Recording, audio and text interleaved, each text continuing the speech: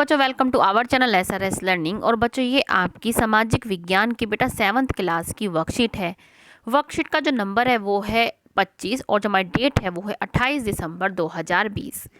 सबसे पहले यहाँ पे आपको बच्चे अपना नाम लिखना है और यहाँ पे आपको अपना कक्षा अध्यापिका का नाम लिखना है। और बच्चों, आपको बताना चाहेंगे हमने इंग्लिश की जो आपकी वर्कशीट है वो उसको हमने अपलोड कर दिया है बच्चों, वो भी आप जाके देख सकते हैं। ठीक है, अब आज हम जो पढ़ रहे हैं मुगल साम्राज्य ही चल रहा है हमारा। उसमें क्या है, जहांगीर के बारे में आज हम पढ़ेंगे और समझेंगे कि जहांगीर ने अकबर के सैन्य अभियानों को आगे बढ़ाया। मेवाड़ के सिसोदिया शासक अमर सिंह ने मुगलों की सेवा स्वीकार की। इसके बाद सिखों अहोमों और अहमदनगर के खिलाफ अभियान चलाए और जो पूर्णतः सफल नहीं हुए। ये क्या है, जहांगीर के बारे में बच्चों है बता रखा है कि जहांगीर के शासन के अंतिम वर्षों में राजकुमार खुर्रम, जो बाद में सम्राट शाहजहां कहलाए, ने विद्रोह किया। जहांगीर ने चित्रकला को काफ़ी बढ़ावा दिया। पूछ सकते हैं कि क्वेश्चन में आ सकता है कि जहांगीर ने किसको बढ़ावा दिया, तो आप लिख सकते हैं कि जो जहांगीर था उसने क्या है, चित्रकला को बहुत ही बढ़ावा दिया। अब क्या है कि मेहरुन्निसा ने 1611 में जहांगीर से विवाह किया और उसे नूर जहां का खिताब मिला। जो आप जानते हैं कि क्या है, नूर जहां के नाम से जो है मेहरुन्निसा जानी जाती है। नूर जहां हमेशा जहांगीर के प्रति अत्यधिक वफादार रही और उसका समय समय पर सहयोग देती रही, मतलब उसको सहयोग देती रही, बताती रही आप क्या कर सकते हैं, किस तरीके से कर सकते हैं। नूर जहां के सम्मान में जहांगीर ने चांदी के सिक्के जारी किए, जिनमें एक और उसके स्वयं के खिताब उत्कीर्ण थे और दूसरी ओर यह वाक्य रानी बेगम नूरजहां के नाम से गढ़ा हुआ है। मतलब उसने क्या है, जो जहांगीर था उसने भी क्या, अपनी जो वाइफ थी नूरजहां, उसको भी क्या है, सम्मान दिया। चकोर मोहर बताती है कि उदात और महान महारानी नूरजहां पातशाह बेगम का आदेश है। गोल मोहर के अनुसार शाह जहांगीर के प्रताप से महारानी चंद्रमा जैसी वैश्वशाली बन गई। हम कामना करते हैं कि नूरजहां पातशाह इस युग की सर्वोत्तम महिला बने। ये क्या है, उस मोहर पे क्या है लिखा हुआ था। ये था हमारा जहांगीर के बारे में। अब क्या है, शाहजहां के बारे में हम पढ़ते हैं कि दक्कन में शाहजहां के अभियान जारी रहे। जो शाहजहां था उसका कहाँ, ये बता रखा है कहाँ कहाँ जो उसके जो अभियान जारी रहे। अफगान अभिजात खान जहां लोदी ने विद्रोह किया और वह पराजित हुआ। ठीक है, मतलब विद्रोह तो किया लेकिन वो पराजित हो गया।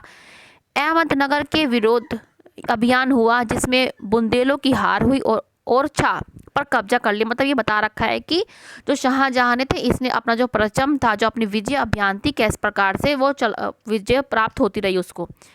उत्तर पश्चिम में बल्ख पर कब्जा करने के लिए बेगों के विरुद्ध अभियान हुआ जो असफल रहा।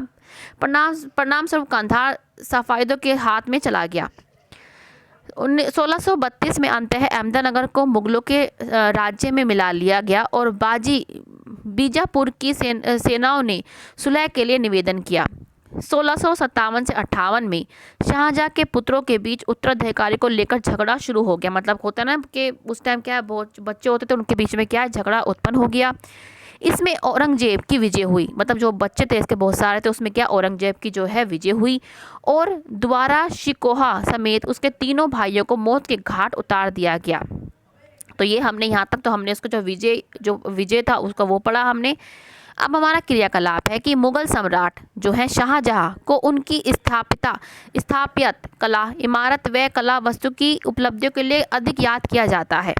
इनसे जुड़े कुछ स्मारकों के विषय में जानकारी एकत्रित कीजिए। मतलब जो क्या है, शाहजहां ने क्या है बनवाए हो या उससे रिलेटेड हो, वो हमने आपके लिए बच्चे ये कर रखा है। ये रहा आपका लाल किला। जो लाल किला है कि शाहजहां ने अपने रहने के लिए लाल किले का निर्माण किया। एक लाल किला हो गया, आगरा का किला हो गया और क्या है, जामा मस्जिद हो गई।